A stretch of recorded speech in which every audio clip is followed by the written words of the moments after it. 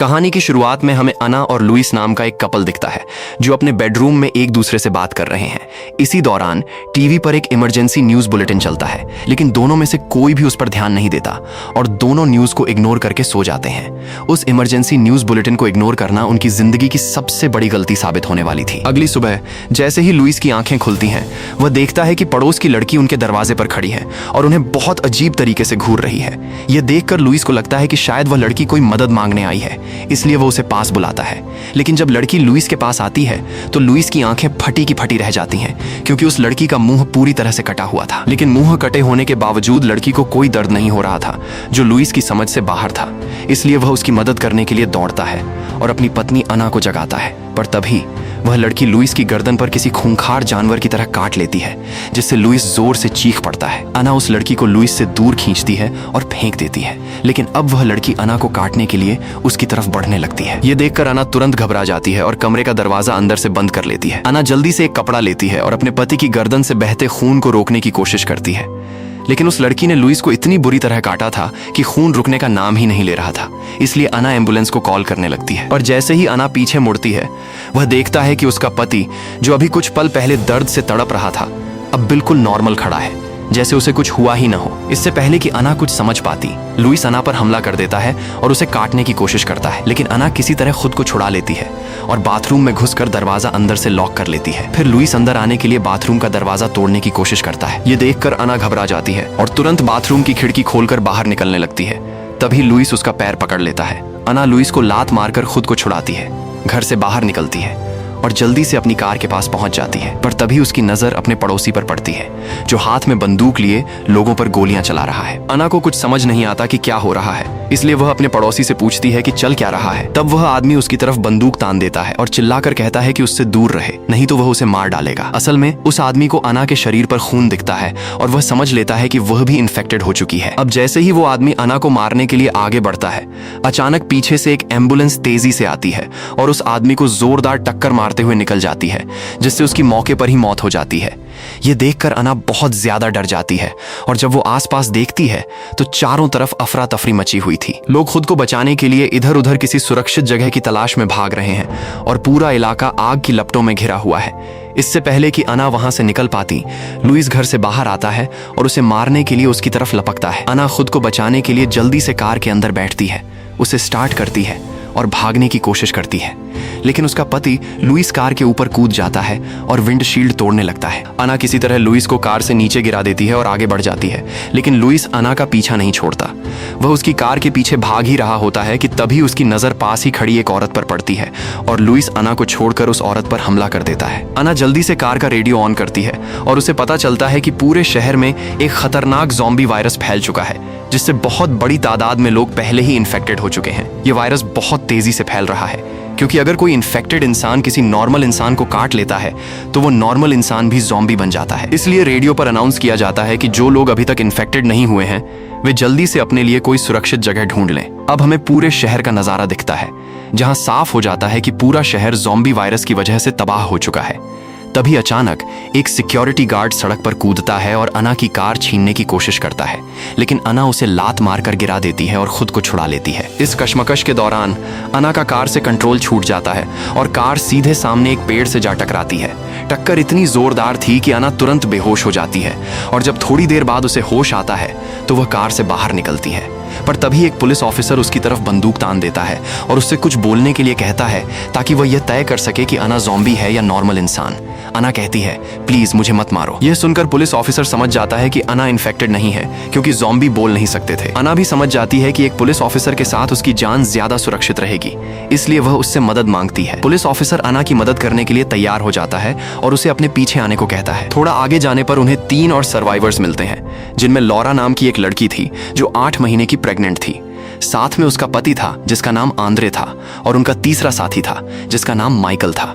अब यह 5 लोगों का ग्रुप एक सुरक्षित जगह की तलाश में आगे बढ़ता है और थोड़ी दूर जाने पर उन्हें एक बड़ा मॉल दिखाई देता है। ग्रुप मॉल में ही रुकने का फैसला करता है क्योंकि वह एक सुरक्षित जगह थी और अंदर खाने पीने की भी कोई कमी नहीं थी।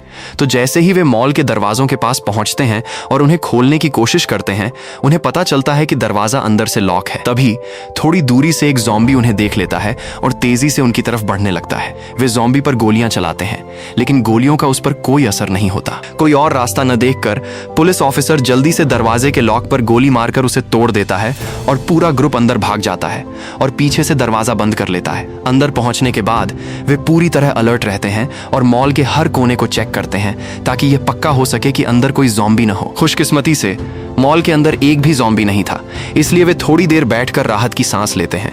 लेकिन माइकल कहता है कि उन्हें मॉल के हर दरवाजे को ध्यान से चेक करना चाहिए ताकि कोई दरवाजा खुला न रह गया हो। हर कोई माइकल की बात से सहमत होता है, इसलिए वे मॉल के हर कोने को दोबारा चेक करते हैं। जब माइकल स्टोर रूम की तरफ जाता है तो उसे अंदर से बहुत अजीब आवाज सुनाई देती है। माइकल चुपके से स्टोर रूम का दरवाजा खोलता है और अंदर का नजारा देखकर उसकी सांसें अटक जाती हैं। अंदर एक ज़ॉम्बी एक इंसान को खा रहा था और अब वो ज़ॉम्बी माइकल को भी देख लेता है। इसके बाद वो ज़ॉम्बी माइकल को मारने के लिए उस पर हमला करता है, लेकिन माइकल खुद का बचाव करता है और जल्दी से लकड़ी का एक नुकीला टुकड़ा उस ज़ॉम्बी के सिर में घोंप देता है। दूसरी तरफ पुलिस ऑफिसर को भी माइकल के शोर मचाने की आवाज सुनाई देती है। जैसे ही वे माइकल की तरफ बढ़ने वाले होते हैं, एक दूसरा ज़ॉम्बी आ जाता है और उस प्रेग्नेंट लड़की पर हमला कर देता है, लेकिन पुलिस ऑफिसर उस ज़ॉम्बी को पकड़ लेता है और उसे मारने की कोशिश करता है। हालांकि ऑफिसर को उस ज़ॉम्बी से निपटने में काफी मशक्कत करनी पड़ रही थी। तभी अना हिम्मत जुटाती है, ऑफिसर की बंदूक उठाती है और उस ज़ॉम्बी को गोली मार देती है। अब सब लोग जल्दी से भागते हैं और ऊपर की मंजिल पर जाने के लिए लिफ्ट में घुस जाते हैं। लेकिन जैसे ही वे दूसरी मंजिल पर लिफ्ट का दरवाजा खोलते हैं, वहां 3 सिक्योरिटी गार्ड हाथ में बंदूकें लिए खड़े थे और यह साफ हो जाता है कि इन तीनों सिक्योरिटी गार्ड्स ने मॉल पर कब्जा कर रखा है। इन गार्ड्स का लीडर, जिसका नाम सीजे था, उनसे कहता है कि वे यहां से चले जाएं क्योंकि उनके रहने से बाकी सबकी जान भी खतरे में पड़ सकती है। तब माइकल सीजे को समझाने की कोशिश करता है और उससे कहता है कि मॉल की पूरी निचली मंजिल ज़ॉम्बीज से भरी पड़ी है और अगर वे नीचे गए तो मारे जाएंगे। लेकिन सीजे को इन सब बातों से कोई फर्क नहीं पड़ता और वह उन्हें दूसरी मंजिल पर आने देने से साफ मना कर देता है। तब आंद्रे सीजे के सामने हाथ जोड़ता है और कहता है कि प्लीज उनकी मदद करे क्योंकि उसकी पत्नी प्रेग्नेंट है और अगर वह बाहर रही तो न सिर्फ वह बल्कि उनका होने वाला बच्चा भी मारा जाएगा। सबकी मिन्नतें सुनने के बाद सीजे आखिरकार मान जाता है और उन्हें अंदर आने की इजाजत दे देता है, लेकिन एक शर्त पर, और वह शर्त यह थी कि अंदर आने से पहले सबको अपने अपने हथियार सौंपने होंगे। कोई और रास्ता न देखकर वे अपने हथियार सीजे को सौंप देते हैं और दूसरी मंजिल पर आ जाते हैं। अंदर आने के बाद वे टेलीविजन पर न्यूज देखते हैं जहां उन्हें पता चलता है कि यह ज़ॉम्बी वायरस पूरे देश में फैल चुका है और बेहद तेजी से एक इंसान से दूसरे इंसान में ट्रांसफर हो रहा है। उन्हें यह भी पता चलता है कि इन ज़ॉम्बीज को मारने का सिर्फ एक ही तरीका है और वो यह कि ज़ॉम्बीज को सिर्फ सिर पर गोली मारकर ही खत्म किया जा सकता है। अब ग्रुप की प्रेग्नेंट लड़की को अजीब सी बेचैनी महसूस होने लगती है, इसलिए वो चुपके से अपने पति को बाथरूम में ले जाती है और वहां उसे अपने हाथ पर ज़ॉम्बी के काटने का निशान दिखाती है और बताती है कि उसे एक ज़ॉम्बी ने काट लिया है और वो अब इन्फेक्टेड हो चुकी है। ये सुनकर आंद्रे अपनी पत्नी को दिलासा देता है और कहता है कि वह फिक्र न करे, उसे कुछ नहीं होगा, लेकिन वह इस ज़ॉम्बी बाइट के बारे में किसी को न बताए। दूसरी तरफ बाकी सब लोग काफी परेशान बैठे थे क्योंकि वे ज़ॉम्बीज के बीच फंस चुके थे और अब उन्हें हर हाल में बाहर निकलने का रास्ता ढूंढना था। इसलिए सीजे पुलिस ऑफिसर को ऑर्डर देता है कि वो छत पर जाए और वहां एक बड़ा सा SOS का साइन बना दे ताकि अगर कोई हेलीकॉप्टर ऊपर से गुजरे तो उसे पता चल सके कि यहाँ कुछ सर्वाइवर्स मौजूद हैं। सीजे के ऑर्डर को फॉलो करते हुए वे एक बड़ा सा SOS साइन बना देते हैं। वहां ऊपर से वे देख सकते थे कि आसपास के इलाके के सारे ज़ॉम्बी मॉल की तरफ ही खींचे चले आ रहे हैं। यह नजारा सबको बहुत डरा देता है। तभी उन्हें सड़क के पास एक मार्केट से गोलियां चलने की आवाज सुनाई देती है। जब सीजे उस दिशा में दूरबीन से देखता है तो उसे सड़क के पार एक गन शॉप की छत पर एक आदमी दिखाई देता है। वो आदमी बात करने के लिए एक बोर्ड पर लिख रहा था जिसमें वो उन्हें बताता है कि उसका नाम एंडी है और वह वहां अकेला जिंदा बचा है, इसलिए प्लीज उसकी मदद करें। फिर वह आदमी आसमान की तरफ इशारा करने लगता है। जब ग्रुप आसमान की तरफ देखता है तो उन्हें एक हेलीकॉप्टर दिखाई देता है जिससे हर कोई एक्साइटेड हो जाता है क्योंकि उन्हें लगता है कि हेलीकॉप्टर उन्हें बचाने आ रहा है। इसलिए वे सब चिल्लाने लगते हैं और हेलीकॉप्टर की तरफ इशारे करने लगते हैं, लेकिन क्योंकि हेलीकॉप्टर बहुत दूर था इसलिए वो उन्हें देख नहीं पाता और कुछ ही पलों में आंखों से ओझल हो जाता है। ये देखकर सब बहुत निराश हो जाते हैं। चूंकि रात होने वाली थी इसलिए ग्रुप मॉल में वापस आ जाता है और सो जाता है। अगली सुबह सीजे का एक साथी जो CCTV रूम में था स्क्रीन पर देखता है कि एक ट्रक ज़ॉम्बीज से बचते बचाते मॉल की तरफ बढ़ा चला आ रहा है। वह सबको इस बारे में बताता है। अब हर कोई ट्रक में मौजूद लोगों को बचाना चाहता है, लेकिन सीजे मना कर देता है। वह कहता है कि वे नहीं जानते कि ट्रक में बैठे लोग नॉर्मल इंसान हैं या इन्फेक्टेड। अगर उनमें से एक भी इन्फेक्टेड हुआ तो सबकी जान खतरे में पड़ सकती है, इसलिए वो यह रिस्क नहीं ले सकता। बाकी लोग सीजे की बात नहीं मानते और ट्रक वाले लोगों को बचाने का फैसला करते हैं। यह सुनकर सीजे को गुस्सा आ जाता है और वह सबकी तरफ बंदूक तान देता है और कहता है कि अगर किसी ने भी ट्रक वाले लोगों की मदद की तो वो उसे मार डालेगा। सीजे का ही एक साथी सीजे के इस फैसले से खुश नहीं था और सीजे से कहता है कि उन्हें ट्रक वालों की जान बचानी चाहिए। सीजे उस पर भी अपनी बंदूक तान देता है और कहता है कि वो मारने की शुरुआत उसी से करेगा। जब ये दोनों बहस कर रहे होते हैं, माइकल मौके का फायदा उठाता है और उनमें से एक की बंदूक छीन लेता है और उसी पल ऑफिसर भी सीजे को दबोच लेता है और उसकी बंदूक छीन लेता है। इसके बाद ग्रुप सीजे और बार्ट नाम के एक दूसरे गार्ड को एक कमरे में बंद कर देता है। उसके बाद सब लोग ट्रक में मौजूद लोगों को रेस्क्यू करने का प्लान बनाते हैं। माइकल और आंद्रे बेसमेंट में जाते हैं, जबकि अना और लॉरा छत पर जाकर ट्रक को अपनी तरफ आने का सिग्नल देती हैं। ट्रक ड्राइवर गाड़ी को रिवर्स करता है, कई ज़ॉम्बीज को कुचलता है और ट्रक को मॉल के एंट्रेंस के पास पार्क कर देता है। माइकल और आंद्रे ज़ॉम्बीज पर गोलियां चलाते हुए ट्रक के सभी लोगों को सुरक्षित मॉल के अंदर ले आते हैं, लेकिन पता चलता है कि ट्रक में आई औरतों में से एक महिला बहुत गंभीर रूप से बीमार है। अना उसे देखती है और कहती है कि शायद वो उसका इलाज कर सकती है क्योंकि वो पेशे से एक नर्स है। अना उस महिला को एक कमरे में लाती है और उसका चेकअप करने लगती है, लेकिन उस महिला की हालत बिगड़ती चली जाती है और कुछ समय बाद उसकी मौत हो जाती है। अना तब वहां मौजूद गार्ड से डेड बॉडी को ठिकाने लगाने के लिए कहती है, लेकिन अचानक वह मरी हुई औरत उठ बैठती है, ज़ॉम्बी में बदल जाती है और अना पर हमला करने के लिए दौड़ती है। लेकिन अना जल्दी से एक लोहे की रॉड उठाती है और उसे उस औरत की आंख के आर पार कर देती है, जिससे वह वहीं ढेर हो जाती है। इसके बाद अना एक दूसरे सर्वाइवर के पास जाती है और उसका चेकअप करने के बाद उसे एहसास होता है कि यह सर्वाइवर भी ज़ॉम्बी के काटने से इन्फेक्टेड हो चुका है। अना अपने दोस्तों के पास वापस जाती है और ग्रुप को बताती है कि जिसे भी ज़ॉम्बी ने काटा है वह बहुत जल्द ज़ॉम्बी में बदल जाएगा। यह सुनकर आंद्रे पूरी तरह टूट जाता है क्योंकि उसकी पत्नी को भी ज़ॉम्बी ने काटा था, लेकिन आंद्रे अब भी किसी को सच नहीं बताता। अना ग्रुप को यह भी बताती है कि नए आए सर्वाइवर्स में से एक और आदमी इन्फेक्टेड है और वह जल्द ही ज़ॉम्बी बनने वाला है। माइकल कहता है कि उन्हें उस आदमी को जल्दी मारना होगा, वरना वह उन सब के लिए खतरा बन सकता है। पूरा ग्रुप उस आदमी के पास जाता है, लेकिन उस बूढ़े आदमी की बेटी को पता चल जाता है कि वे उसके पिता को मारने आए हैं। वह सबके सामने रोने बिलखने लगती है और उनसे भीख मांगती है कि उसके पिता को न मारें, क्योंकि इस दुनिया में उनका उसके सिवा कोई नहीं है। लेकिन माइकल कहता है कि अगर उन्होंने उसके पिता को जिंदा छोड़ा तो वह उन सब की जान खतरे में डाल सकता है। यह सुनकर वह बूढ़ा आदमी खुद समझ जाता है कि माइकल सही कह रहा है, इसलिए वह अपनी बेटी को गले लगाता है और उसे समझाता है कि अगर वह जिंदा रहा तो उन सब की जान खतरे में पड़ सकती है। यह सुनकर वह लड़की रोती हुए अपने पिता से दूर चली जाती है ताकि उसे अपने पिता को अपनी आंखों के सामने मरते हुए न देखना पड़े। बाकी लोग भी वहां से चले जाते हैं और पुलिस ऑफिसर उस बूढ़े आदमी के ज़ॉम्बी बनने का इंतजार करता है। जैसे ही वह बूढ़ा आदमी बदलने लगता है, ऑफिसर गोली मारकर उसे खत्म कर देता है। गोली की आवाज सुनकर लड़की समझ जाती है कि उसके पिता को मार दिया गया है। दूसरी तरफ आंद्रे अपनी पत्नी के पास जाता है और जब वह उसके शरीर में वायरस को फैलते हुए देखता है तो उसे पूरा यकीन हो जाता है कि लॉरा धीरे धीरे ज़ॉम्बी में बदलने लगी है। लेकिन वह लॉरा को सच नहीं बताता क्योंकि वह नहीं चाहता कि इसका असर उनके होने वाले बच्चे पर पड़े। इसलिए वह अपनी पत्नी से कहता है कि वह किसी से नहीं मिलेगी और इसी कमरे में रहेगी क्योंकि बाहर ज़ॉम्बी घूम रहे हैं और वह नहीं चाहता कि ज़ॉम्बी उसे किसी भी तरह का नुकसान पहुंचाएं। इसी बीच जब ऑफिसर छत पर जाता है तो वह देखता है कि अब मॉल के बाहर और भी बहुत सारे ज़ॉम्बी इकट्ठा हो चुके हैं। इस तरह कई दिन बीत जाते हैं और ऑफिसर और सामने गन शॉप वाले आदमी के बीच बहुत अच्छी दोस्ती हो जाती है। बाकी का ग्रुप भी मॉल के अंदर काफी खुशी खुशी रह रहा था क्योंकि वहां किसी भी चीज की कमी नहीं थी। उनकी जरूरत की हर चीज वहां मौजूद थी और हर कोई वहां मजे से रह रहा था। लेकिन एक दिन अचानक बिजली चली जाती है और हर तरफ अंधेरा छा जाता है। वे इस तरह अंधेरे में नहीं रह सकते थे, इसलिए वे सब बेसमेंट में जाकर जनरेटर ऑन करने का फैसला करते हैं और जनरेटर रूम की तरफ बढ़ने लगते हैं। लेकिन तभी बार्ट को महसूस होता है कि कोई अनजानी चीज लगातार उनका पीछा कर रही है। यह सुनकर हर कोई अलर्ट हो जाता है और चारों तरफ देखने लगता है, लेकिन उन्हें कुछ दिखाई नहीं देता। फिर भी उन्हें उसकी आवाज सुनाई दे रही थी और जब वे सामने एक पिलर पर लगी लाइट ऑन करते हैं तो उन्हें पिलर के पीछे से झांकता हुआ एक प्यारा सा कुत्ता दिखाई देता है। यह देखकर सब राहत की सांस लेते हैं और माइकल उस कुत्ते को अपने पास बुलाता है। पर तभी अचानक एक ज़ॉम्बी पीछे से बार्ट पर हमला कर देता है और उसकी गर्दन पर काट लेता है। बार्ट जोर से चीख पड़ता है और उसकी चीख की आवाज सुनकर चारों तरफ से और भी बहुत सारे ज़ॉम्बी उनकी तरफ बढ़ने लगते हैं। अब वे सब अपनी जान बचाने के लिए तेजी से भागने लगते हैं और जल्दी से एक फेंसिंग गेट खोलकर तार के घेरे के पीछे चले जाते हैं। ज़ॉम्बी अंदर आने के लिए फेंस को तोड़ने की कोशिश करते हैं और कुछ ज़ॉम्बी तो तारों पर चढ़कर उनकी तरफ आने लगते हैं। वे गोलियां चलाकर ज़ॉम्बीज को रोकने की कोशिश करते हैं, लेकिन उनकी गोलियां खत्म हो जाती हैं। तब माइकल जल्दी से एक पेट्रोल पाइप उठाता है और ज़ॉम्बीज पर पेट्रोल छिड़क देता है।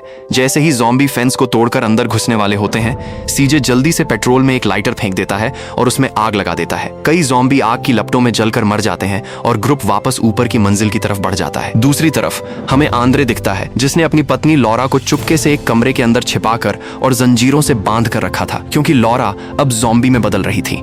लॉरा की डिलीवरी का वक्त भी आ चुका था। आंद्रे उसके मुंह पर एक कपड़ा बांध देता है ताकि उसकी आवाज बाहर न सुनाई दे। काफी मशक्कत के बाद लॉरा अपने बच्चे को जन्म देती है, लेकिन अब लॉरा पूरी तरह से ज़ॉम्बी में बदल चुकी है और आंद्रे को मारने की कोशिश करती है। खुशकिस्मती से आंद्रे ने उसे पहले ही बांध दिया था, जिसकी वजह से वह उसे काट नहीं पाती। तभी एक बुजुर्ग औरत लॉरा के चीखने की आवाज सुनती है और अंदर आ जाती है। जब वह देखती है कि लॉरा ज़ॉम्बी बन चुकी है, तो वह बिना कुछ सोचे समझे बंदूक उठाती है और लॉरा को गोली मारकर खत्म कर देती है। तब यह देखकर आंद्रे आग बबूला हो जाता है। अपने गुस्से पर काबू न रख पाने के कारण आंद्रे उस बुजुर्ग औरत को गोली मार देता है और मरने से पहले वह बुजुर्ग औरत भी आंद्रे को गोली मार देती है और उसे जान से मार देती है। इस तरह वे तीनों मर जाते हैं। गोलियों की आवाज सुनकर बाकी ग्रुप भी वहां पहुंच जाता है और कमरे की हालत देखकर वे समझ जाते हैं कि तीनों मारे जा चुके हैं। अब जब अना आंद्रे की नवजात बच्ची को देखती है, जो कुछ ही देर पहले पैदा हुई थी, तो अना को एहसास होता है कि वह बच्ची भी एक ज़ॉम्बी है। यह देखकर अना न चाहते हुए भी उस बच्ची को मार देती है।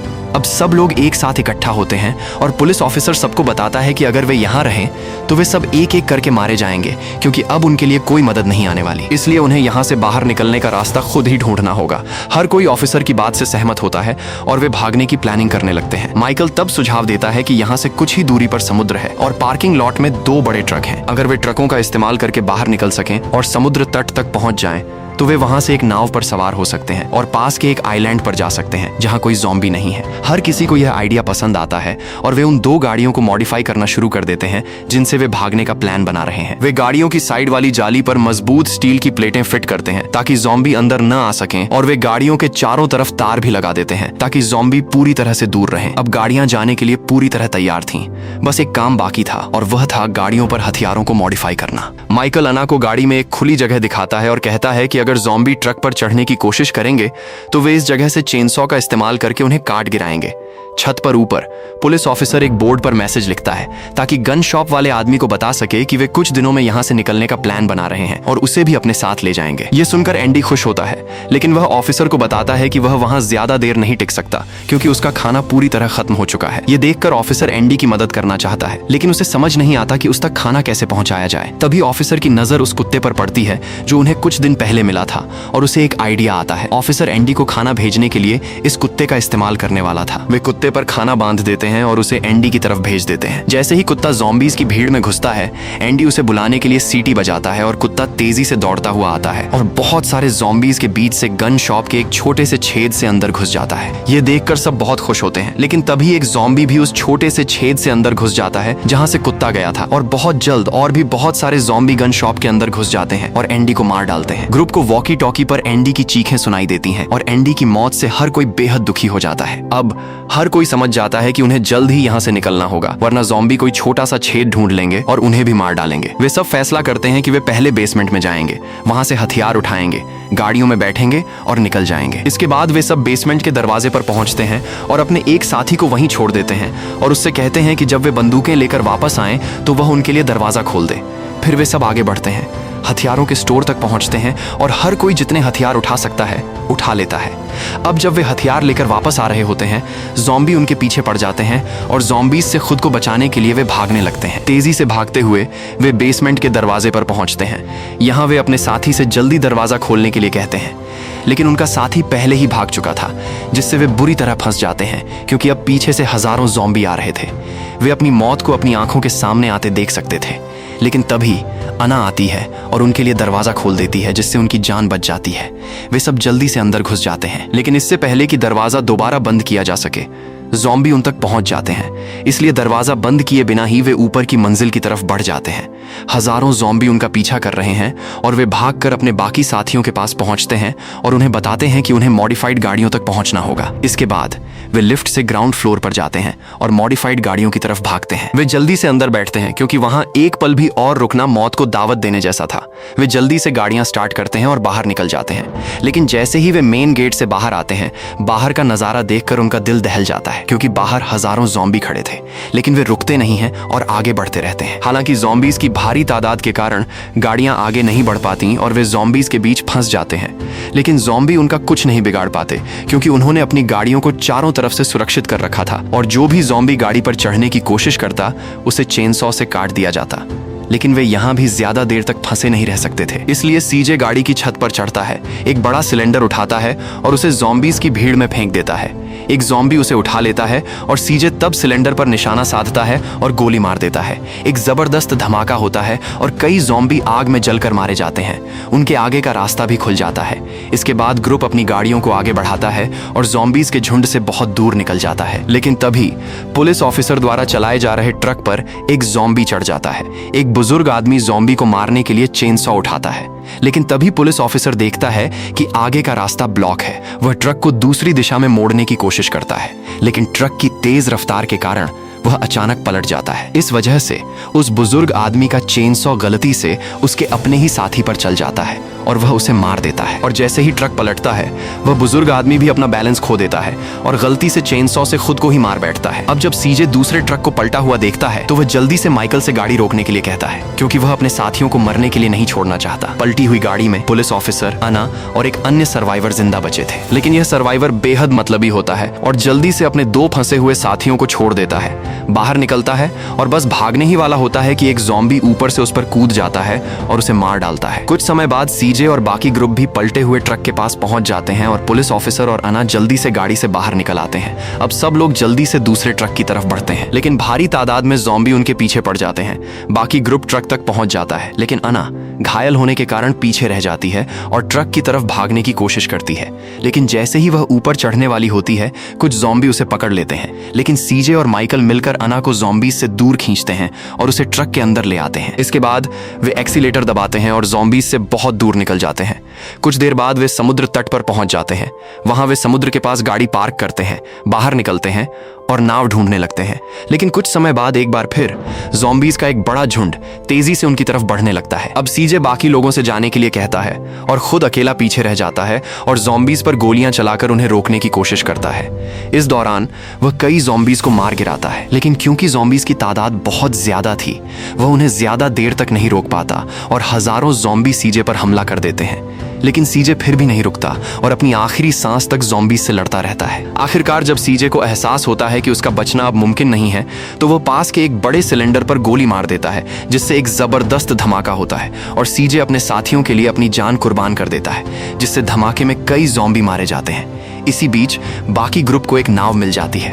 वे जल्दी से नाव की रस्सियां खोलते हैं और उस पर सवार हो जाते हैं। वे बस निकलने ही वाले होते हैं कि माइकल अचानक उनके साथ जाने से मना कर देता है। ये सुनकर अना माइकल से पूछती है कि वह उनके साथ क्यों नहीं आ रहा है। माइकल अना को अपना हाथ दिखाता है और कहता है कि जब वह उसे ज़ॉम्बीज से दूर खींच रहा था और ट्रक में चढ़ा रहा था, तब एक ज़ॉम्बी ने उसे काट लिया था, इसलिए वह उनके साथ नहीं आ सकता, क्योंकि अगर वह ऐसा करेगा तो वह उनके लिए खतरा बन जाएगा। ये सुनकर हर कोई बेहद दुखी हो जाता है और न चाहते हुए भी माइकल को पीछे छोड़कर नाव से निकल जाता है। माइकल समुद्र तट पर खड़ा उन्हें दूर जाते हुए देखता रहता है। तभी माइकल देखता है कि कुछ ज़ॉम्बी उसकी तरफ बढ़ रहे हैं। ये देखकर माइकल सोचता है कि ज़ॉम्बी बनने से बेहतर है कि वह खुद ही सब कुछ खत्म कर ले, इसलिए माइकल खुद को गोली मार लेता है। इसी बीच बाकी बचे हुए सर्वाइवर्स समुद्र के रास्ते आगे उस आइलैंड की तरफ बढ़ जाते हैं जहां कोई ज़ॉम्बी नहीं है, और इसी के साथ कहानी खत्म हो जाती है।